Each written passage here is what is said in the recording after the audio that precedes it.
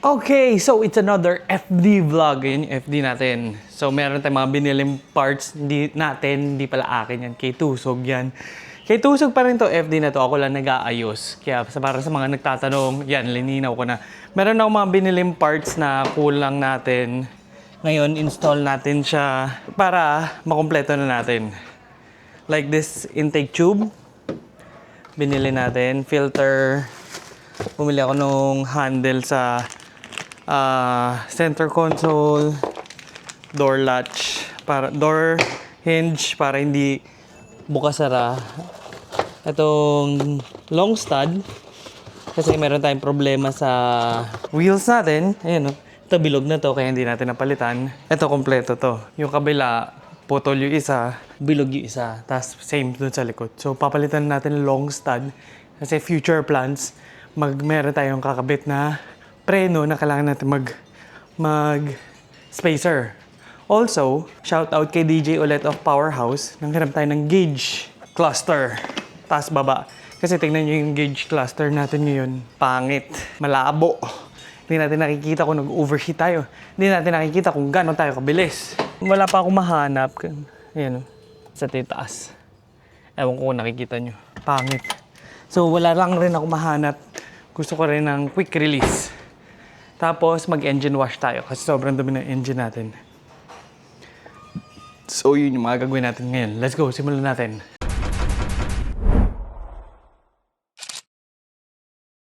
So we're going to start off with the engine wash para matuyo na siya habang kinakabit natin yung ibang gamit. Unahin natin to.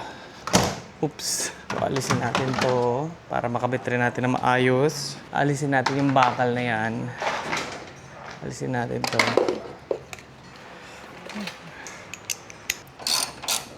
This would be easier kung may power tools ako kasi hindi ko dala. Nasa bahay ako eh. Wala tayo sa garahe ngayon. Kasi walang tubig doon. Kaya dito tayo maglilinis sa bahay. Align rin natin yung wiper mamaya. Hindi siya naka-align. So, madali lang naman tanggalin to. Ito kinagandaan sa FD eh. Akala mo masikip yung engine bay niya. Pero pag tinanggal mo to, laking ginhawa ng luluwag niya para maabot mo yung mga nasa likod. And aside from that, malinis mo na maayos. Meron lang naman to 4 screws magkabila. Hugutin mo lang siyang ganyan. Di ba? Siguro meron pa isa dito. Hindi lang nakakabit. So yan. Ganyan na siya kaluwag. While we are here. Dumi na rin throttle natin. I guess that's another story for another day. Kasi, okay, so nakaset up na tayo. Time to go. Tinakpan na natin ng plastic yung throttle body para hindi siya pasukan ng tubig.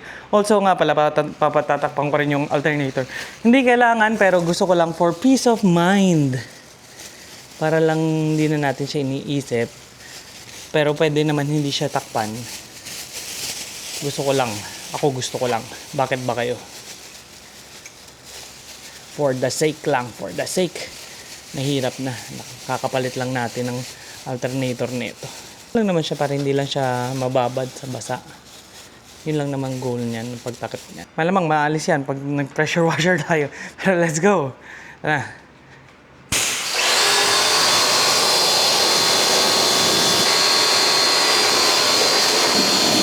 By the way, I'm using a pressure washer from Soarfly. Tignan ko kung meron link dito. Pag meron tong link sa Shopee, lilink ko dito sa video na to para kung naghanap ka pressure washer.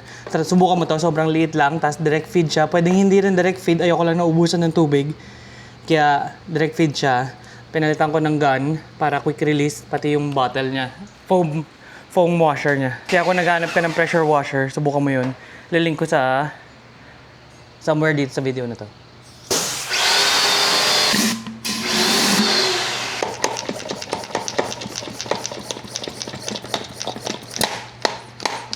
Look. So, nag-gloves na ako. Kasi harsh tong chemical ng degreaser sa kamay. Para hindi masyado masakit, mag-dry yung kamay natin. Protektahan natin ang ating kamay.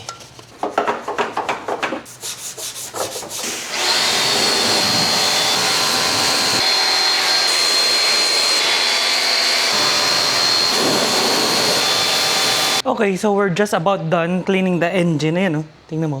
Silver pala siya. So, medyo malayo na siya compared dun sa before. And yan, oh. Tingnan mo. Tutuyuin na lang natin. I also forgot to cover this one, yung breather valve. Huwag niyong kakalimutan yan. Nakalimutan ko, open nga pala yan. Hopefully, wala mangyaring masama sa engine natin kasi yung spray naman natin, siguro hindi siya papasok maraming ganun. Kung meron mang konti lang, check natin yung dipstick mamaya. Pa naman yan. So, meron ako dito blower, portable blower for drying. Ito. Ayan. Kaya kung kailangan nyo rin ng ganito, lalo na nagdi-DIY kayo. So, again, pag may nakita ko, ililink ko dito sa video na to.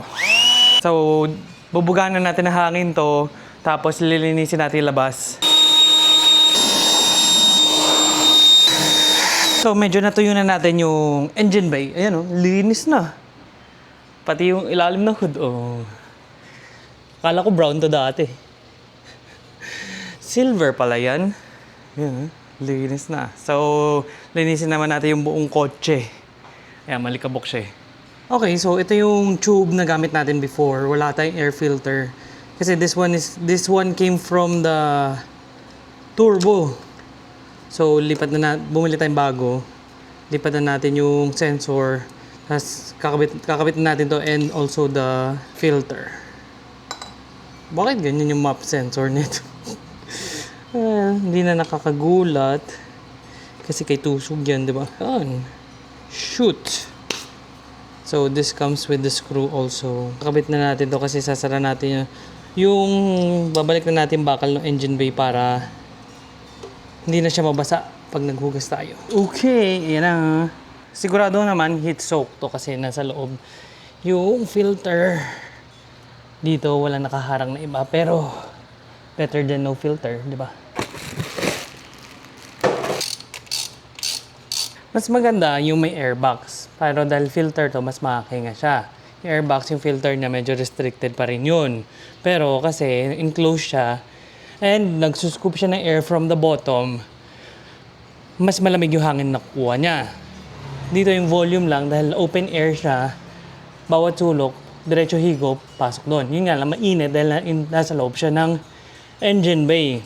Pero meron kang choice na cold air naman, pababa doon, sa baba. Yun nga lang, hindi tayo pwede magganon kasi meron tayong transmission oil cooler. Kaya nag-stick na lang tayo sa short ramp for the meantime.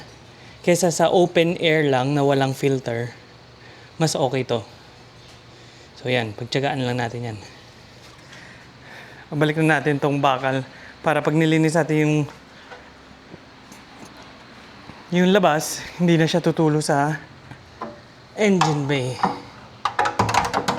Okay, it's been a few minutes kasi kumain muna ako.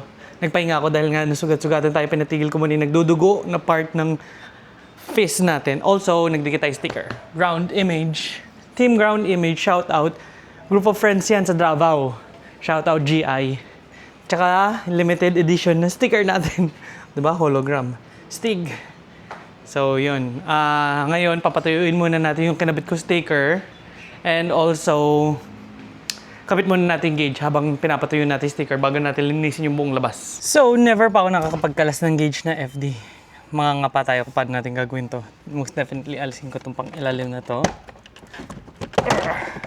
Kasi aalisin natin itong buo to. So, kasama yung radio, aalisin rin natin. Okay. Ayun, tumama.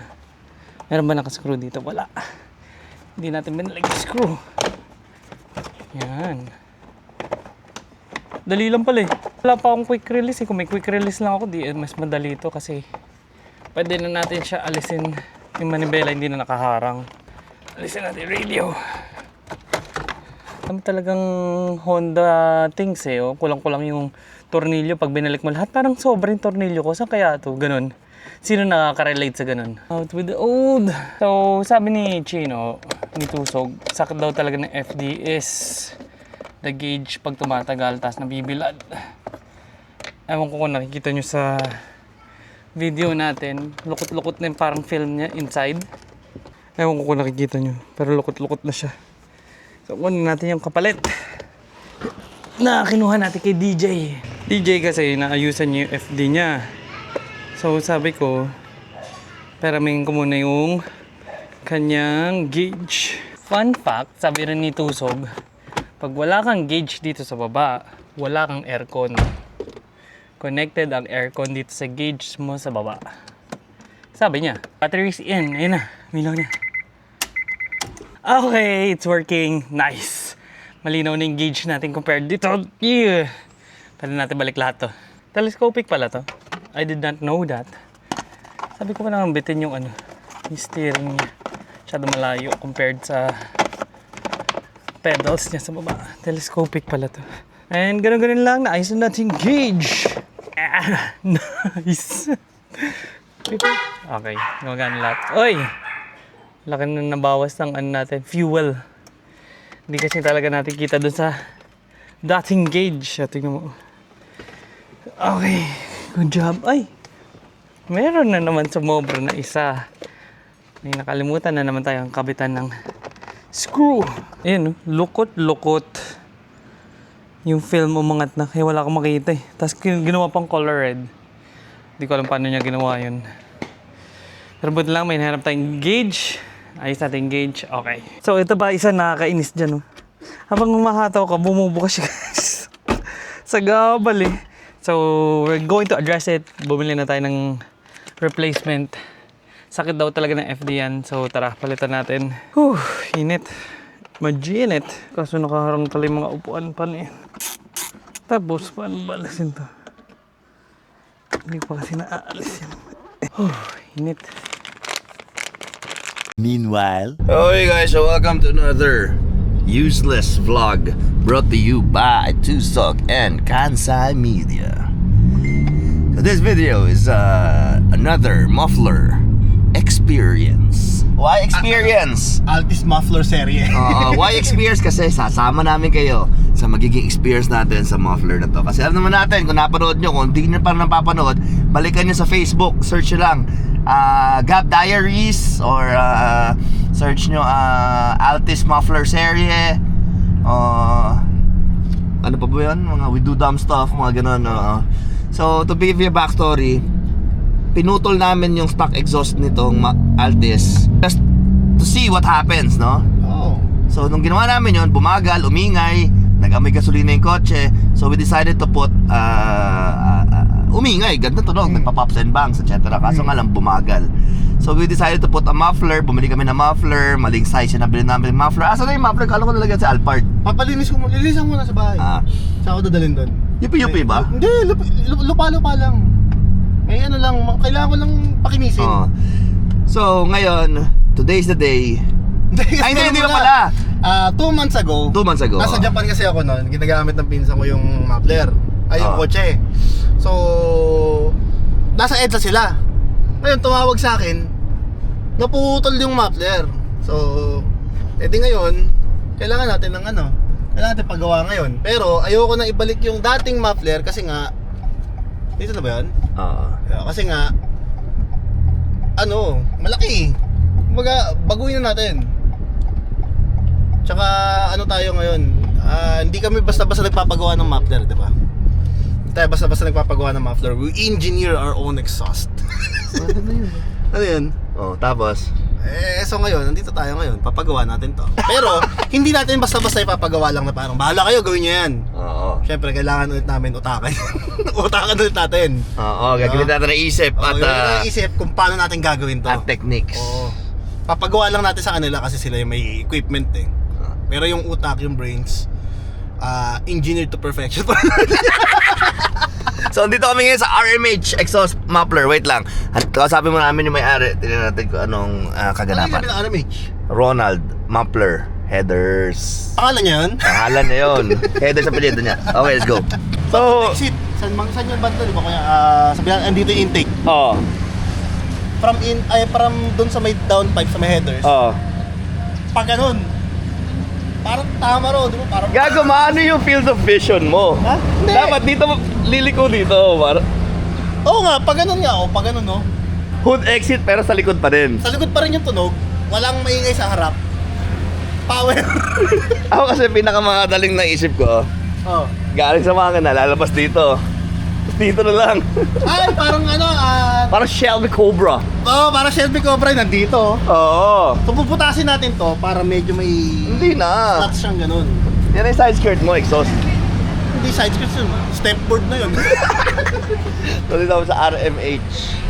So napanood namin to sa vlog ni Gucci eh. Ayan. Abot mo yan? Hindi, taas yan. Sige nga. Taas yan. Testing mo lang. Almost. Ay, almost. Inabot yata ng lunch break. Lunch break. Ano ulog? Tik na ako yung vape ko. Kaya no, paano pag hindi mo napansin no? Lasing ka na, papaparking na. Ano, Manong Ronald, sukuan na natin o pagtsagaan? Pwedeng pagtsagaan? Oo.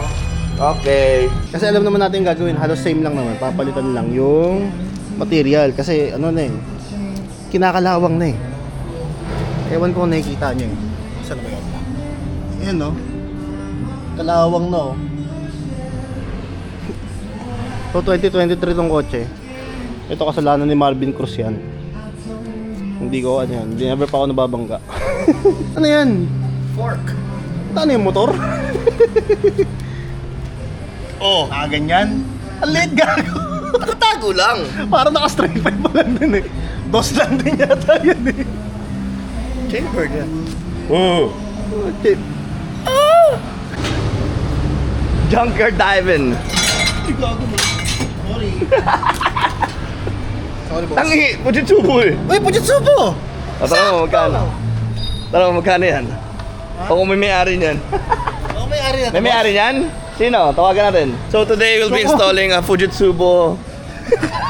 So, kung sino may ari nito, shoutout ka na lang ni Tusog. Thank you so much. Di ba? Kinuha mo eh. Gusto ko pa rin yung muffler na nakuha ko, di ba? Fujitsubo pa Tapos rin. tingin, sukat mo nga. Pabigot. Sukat mo. Hindi ko kaya buhatin. Baka may tubig. Uy, Putang ina mo, mabigat. Kabigat. Hindi ko alam. Baka puro ano na yan. Hindi, kasi chambered eh. Bigat. Bigot! Paano ka nag-up? Breakfast pa lang. Saan daw kain? Wala akong pera eh. Ang target natin ngayon is makatipid tayo dito. Kakain tayo. Wala akong pera eh. Ay, naiwan ko yung pera ko sa bahay. Init no? Init? So magpa-aircon? Saan? Meron ako. Lamig na aircon. Saan? Andy, ito, yun oh. Kanina mo. Ayun oh, fully air-conditioned chapel. Funeral homes. Nakahiga pa. Oo. Walang upuan. Puro ibet. Maganda yung kutsyon niyan. Puta, yung mga humihiga doon, di na bumabangon eh. Ano yan? So Electric? dito kasi, nagawa na ng paraan na may speakers, tapos dito lumalabas yung sound ng exhaust. Yung parang exhaust Oo, sound. Parang, galing. parang Ioniq 5, gano'n. Oo, ang galing Okay. din yun, na-integrate na dito eh. Nagawa Okay. na ng paraan. Soundcheck natin. Sige nga, testing mo nga. Teka, lagyan natin sa neutral para... Oh, para bomba mo. Walang neutral yan, gagi. Tapa mo yung preno, tapos tapos gas. On muna natin yung on natin yung sound. Ready? Oh, game. Tutok mo dyan. Ha?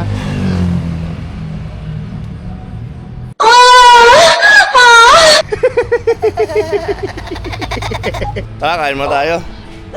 Sa akin. Hindi, gago. 6,000 lang eh. So, ikaw magbabayad. Wala ko sila bigla. Wala akong pera. Wala talaga. Kasi wala akong pera. Sunugin mo akong pera. Sunugin mo ako lang. Hindi ako mga pera. Ayun, may ramen oh. Ay, tanga. Ramen wave. Pwede. Gusto mo yan? Pwede. Kuha ka lang. Tangina mo. Para sa'yo. Ang ina ka. Ano nga? Gusto mo Sige, yan? ramen wave. Gusto mo yan? Oo. Tanginang yan. Kaya mo ba yan? Oo, gusto mo yung samgyup doon? Sarado na. Wala na yung samgyupan doon? Sarado na. Pangit. Kaya mo ba yan, ramen wave? Ay, di may tira tayo. Pwede pa tayo dito sa kabila oh. Saan? Or audio advertising. Ano yun? Ano ibig sabihin nun? Ha? Yung or audio, ina-advertise sila. Maglalagay sila ng advertisement sa radyo. Sa car audio nila. Tapos papatagtog na sa kotse, umiikot-ikot lang. So, parang hindi ka naka-Spotify Premium. Oo. Ganun. Parang kunyari, after ng music mo, wanna break from the ads? Ganun. Okay, so dito kami ngayon sa Paris Best Paris, dito sa tapat ng paggawa ng muffler, no? So, specialty daw dito sa ano is slow cook Paris. Ilang degrees yung sa kopi ko? 87 degrees, di ba? Dito kasi niluto na at 84.7 degrees. Body temp.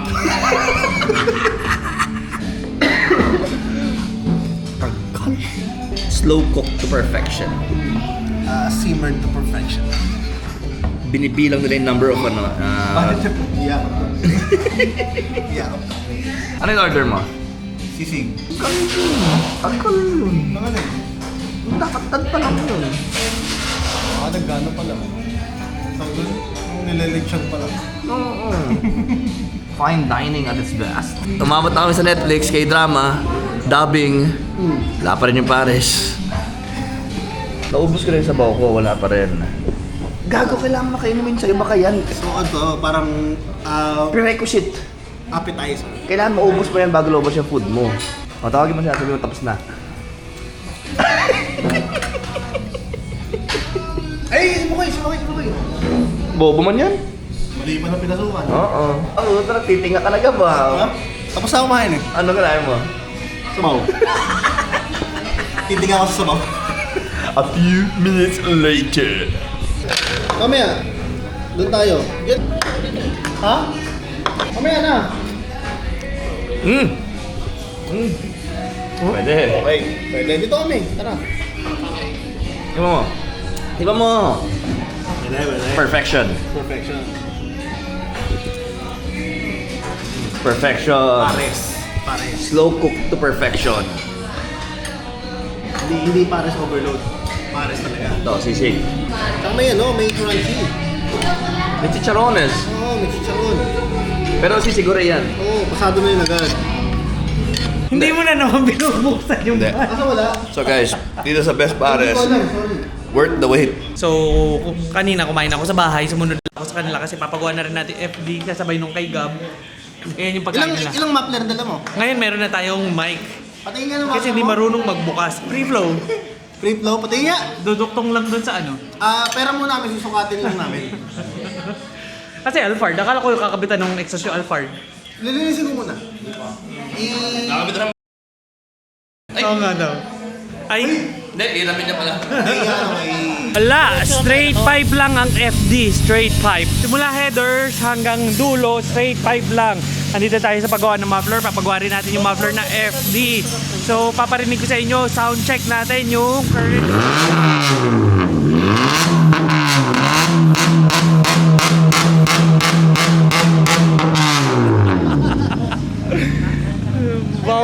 Bawal ka daw. Lagot ka, lagot. Chris Brown ay Masyadong masaya kasi sa FD to eh, kaya ganun eh. So, tapos na sila kumain, kaya tayo sumunod dahil papagawa rin natin to. Papalagyan ko na ng muffler, tsaka resonator para tumahimik-tahimik naman siya.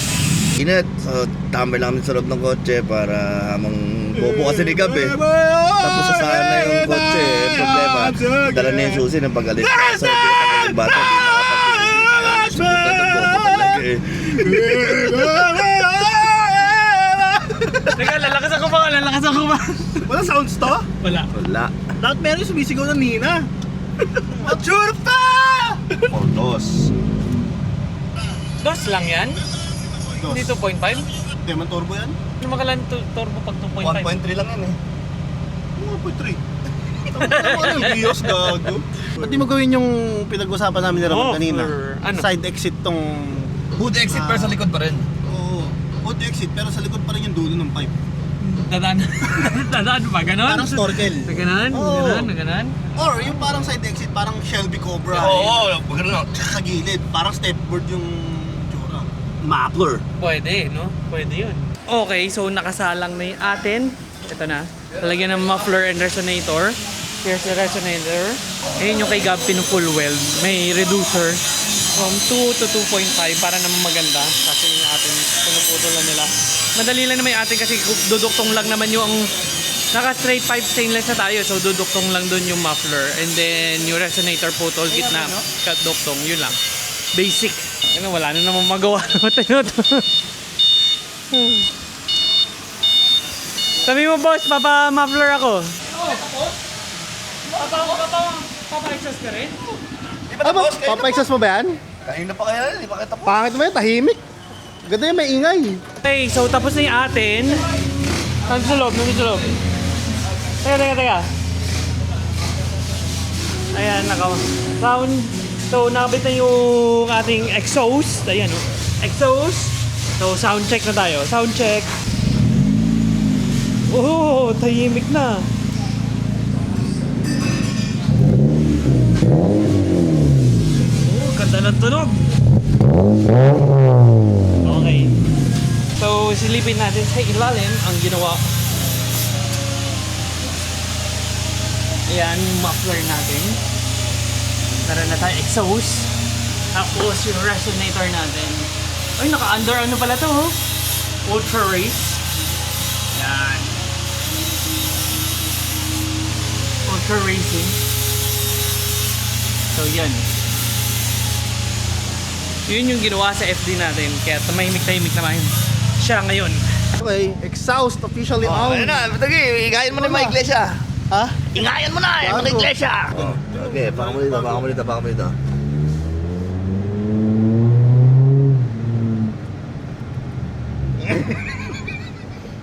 Power. The power. Gogo, may dulo eh. Ay, hindi, may dulo. Oo eh. Pero walang low end. Diretso lang? Diretso lang. Walang low. Yun oh. Pwede na. Decent. Hindi katulad nung dating pinutol lang talaga natin. Oo, di wala talaga eh. Oo, ngayon. Ano to? DOS to, no? Oo. Maganda yung tunog. Ganda yung tunog, pero mas gusto ko pa rin yung tahimik. Ah, syempre. Hanap tayo ng chambered. Fujitsu Bod. Nakakalimutan natin tangayin yung Oo, Fujitsu nga. sa gilid. Ano next natin dito? Fujitsu, then ayusin natin yung yung keyless entry. Tara kasi. Literal na keyless entry. Oo, gagawa natin ng ano na lang. Aftermarket. Gusto ko yung on sa yung watch activated. Ang na, Apple Watch. Pwede mo paanda rin sa relo. Ah, doon kay kay Car Professor. Tapos syempre, to compensate yung aftermarket natin na mumurahin na keyless entry na may remote start. Bibili ako Rolex, doon natin i-install yung remote start ng Sa Rolex. Diba? Bibili ako siguro Rolex na Submariner na lang, no? Hindi, ang bibili mo yung Tag Heuer na, no? Yung smartwatch? Smartwatch. Pwede, Doon mo no? i-install yun, Android kanan. Diba? Oh, pwede. Oo. Pakan mo nga.